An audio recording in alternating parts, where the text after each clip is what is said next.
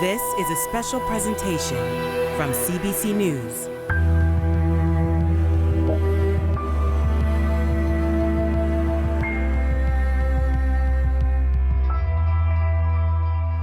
As Conservatives and Canadians, we're going to reconstruct that grand alliance of West and East, English and French, new Canadians and old, and we are going to make a commitment to unity, to change, to growth and prosperity that's going to mean new days and new hopes and better tomorrows for all Canadians. The boy from Baie-Comeau. From a working-class family in a rural Quebec town, the Right Honourable Brian Mulroney would go on to be one of the most consequential prime ministers in the nation's history. Canada is open for business again. He dedicated his life to this country, taking on some of the biggest challenges of his time. You do not have a monopoly on patriotism. And between record-breaking electoral highs and reputation-harming political lows, This was all about Canada, but the unity of our country. Mulroney never shied away from taking big swings. We are doing it because it is right for Canada. He wrote new chapters in this country's history and others. If there are not fundamental changes in South Africa, we are prepared to invoke total sanctions.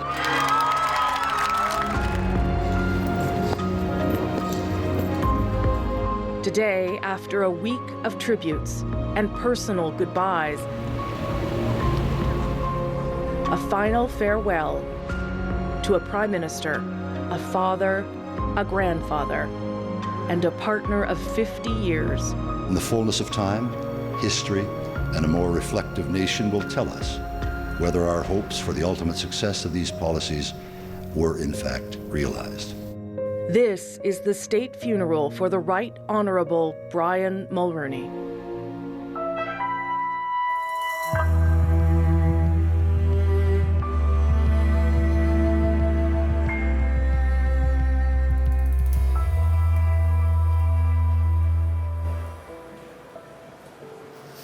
And good morning from Montreal, where on the outside it is cold and snowy. That, though, is the inside of the Notre Dame Basilica here in Montreal, where the state funeral for Canada's 18th Prime Minister will soon get underway.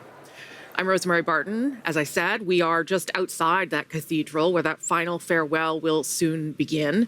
Brian Mulroney was a transformative leader. You've probably heard that all through this week during a turbulent time in this country and indeed around the world. And the guest list, indeed some of those faces you saw inside the Basilica, will tell the story of his life and times, his friendships, and we'll hear from many of those attending both before and after the service. About 1,300 people expected at today's funeral, and the events will be extraordinary, historic. Lots of politicians, former, current, and other faces that you'll well recognize as well. And we'll bring you all of this from several vantage points here in Montreal today. The host of Power and Politics is, of course, with us, David Cochrane, here at Notre Dame, where he will be grabbing some of those politicians, past and current.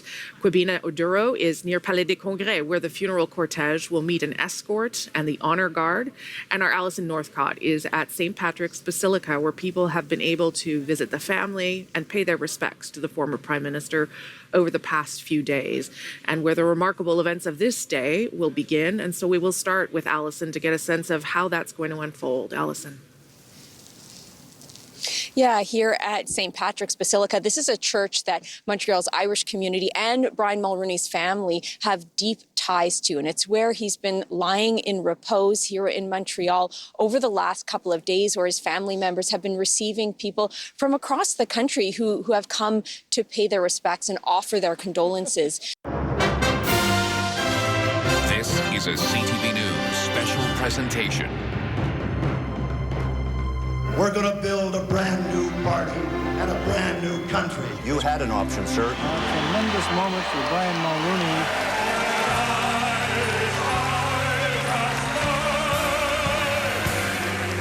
The people of Canada democratically spoke, and they said yes to free trade and no to you. Si nous votons non. I always tried to do what I thought would be right for Canada in the long term.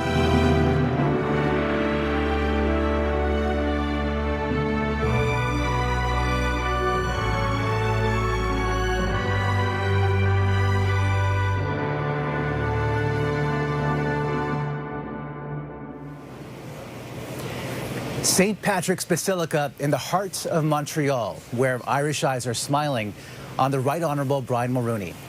Canada's 18th Prime Minister will make his final journey to Notre Dame today before being laid to rest.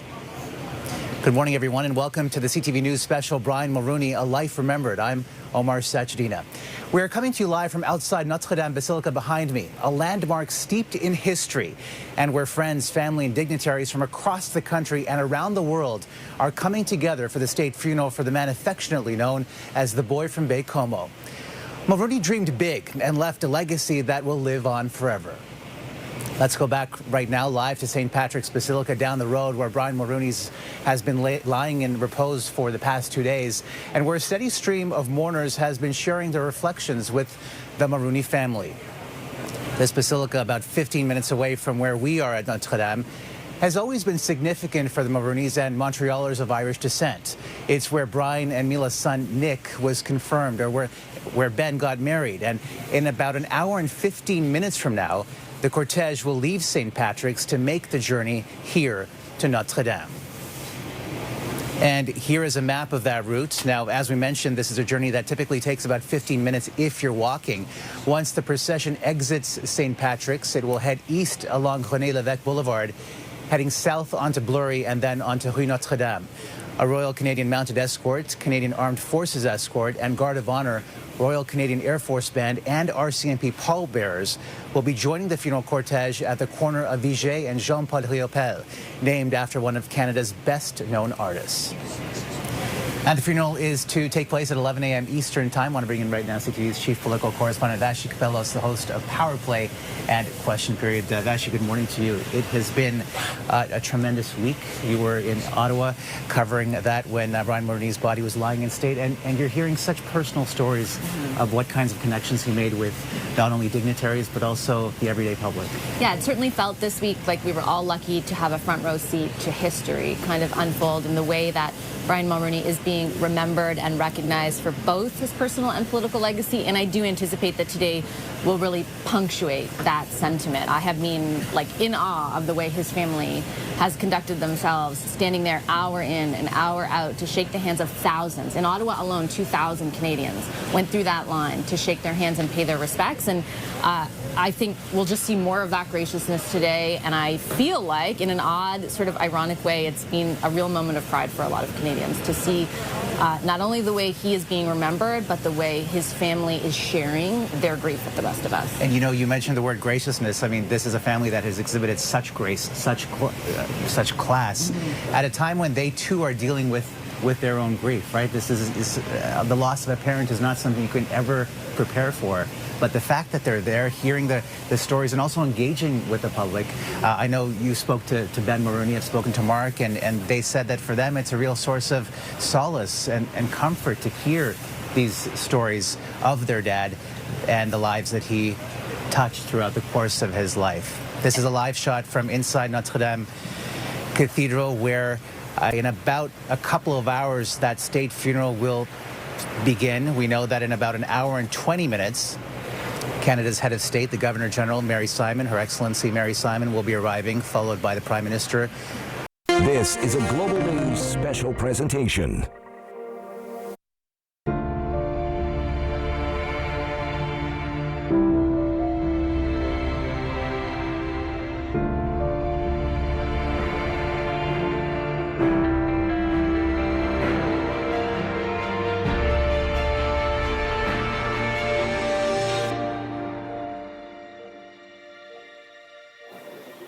Hello, I'm Donna Friesen, and welcome to snowy Montreal in our live coverage of the state funeral for Canada's 18th Prime Minister, Brian Mulroney. This represents, as former Quebec Premier Lucien Bouchard has said, a page turning in Canada's history. We are in Montreal. We're outside Notre Dame Basilica. That is where the service will be getting underway in about 30 minutes from now. The funeral cortege is on its way here now to Notre Dame from St. Patrick's Basilica, just a few blocks away from here. That's where Brian Mulroney's body has been lying in repose. People from all walks of life and political allegiances, of course, filing past to pay their respects. And there's just a Canadian scene in the snow, the RCMP Honor Guard.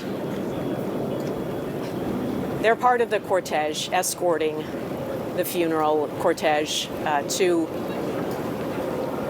where we are, Notre Dame Basilica. This is a funeral, of course, for a political leader who was Prime Minister for 9 years, but who stayed connected for so long after that to so many people. A man who soared to the highest political heights in this country and who also fell to the deepest depths. No one can dispute that Brian Mulroney was a man of consequence, and all the guests that we expect to see in the Basilica today, there are supposed to be about 1,600. They have been invited to be here. They will include the Governor-General, Mary Simon, Prime Minister Justin Trudeau, many other prominent Canadians and dignitaries, and not just people from politics. We'll see all sorts of people. Wayne Gretzky is going to be here. He will be one of the people giving a eulogy. And with me here are two people with decades of experience covering politics and involved in politics. Our senior national affairs correspondent, Eric Sorensen, is with me here. Hi, Donna, Eric. Good to be with you. As you say, what could be a more Canadian scene than the Mounties in the snow? Yeah. It is very snowy here today, as you can see. Honourable Pamela Wallin is also here now, an independent senator from Saskatchewan, also former Consul General to New York, and former journalist who was CTV Bureau Chief back when Brian Mulroney was Prime Minister. Yes, I'm feeling very at home today in the snow from Saskatchewan. It's interesting, he was elected in 1984 with a sweeping majority that few had predicted at that time. And as we look back over the last 40 years, he has changed this country and changed it for the better.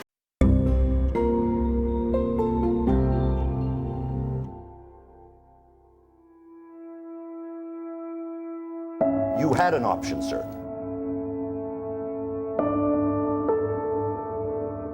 L'apartheid, dans toute son horreur, a encore force de loi. Kovia suktunga tiki gama nuna vutmu. Je réalisais que dans un pays comme le Canada, ça prenait absolument l'emphase, un leadership direct en ce qui concerne l'environnement, et j'ai décidé d'en faire une priorité pour mon gouvernement. Ce phénomène qui a donné cette victoire si considérable. Chers amis, c'est pourquoi je suis si profondément déçu. C'était l'objectif principal de ma carrière politique.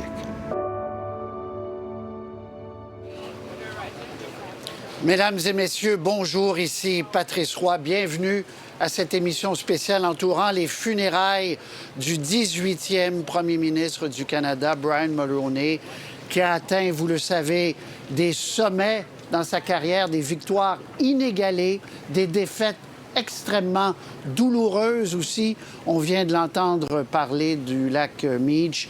Il y a 1500 personnes et plus, des invités, des dignitaires, des anciens premiers ministres, des juges en chef, des amis, des financiers, sa famille, bien sûr, qui sont ici à la basilique Notre-Dame à Montréal. Il y a cette petite neige qui rend encore la journée peut-être encore plus belle, d'une certaine façon, un petit clin d'œil, une petite tempête de la Saint-Patrick pour ce fils d'ouvrier irlandais qui n'a laissé personne indifférent. C'est le moment où on dit adieu à un grand homme d'État, un ami du Québec, un grand ami du Québec. C'est à la fois triste, mais c'est à la fois un moment solennel pour le pays et un moment de mémoire pour se rappeler un homme exceptionnel. Il a su garder la profondeur, le courage de ses convictions. Brian Mulroney a su diriger avec vision et détermination. Il a choisi d'utiliser sa voix pour aider seuls et ceux qui souffraient de l'apartheid. Il laisse un grand patrimoine pour tous les Canadiens et nous sommes très reconnaissants. Cette espèce de sourire engageant dont il n'était pas économe manque beaucoup à la politique de nos jours. Un bilan extraordinaire comme Premier ministre écolo. Il a utilisé ses talents et le conseil des autres pour faire le grand changement. Ce qui a toujours alimenté sa vie, c'est de bâtir des ponts. Il faisait de la politique avec de la hauteur, avec de la classe.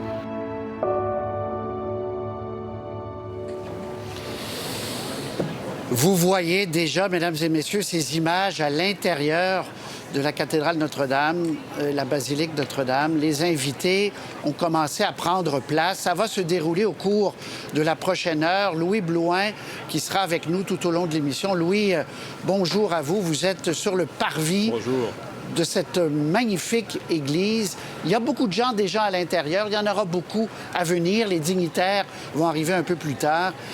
Et c'est vers 11 heures que va commencer à proprement parler la cérémonie. Oui, absolument. La cause de ma vie, c'est de bâtir un pays.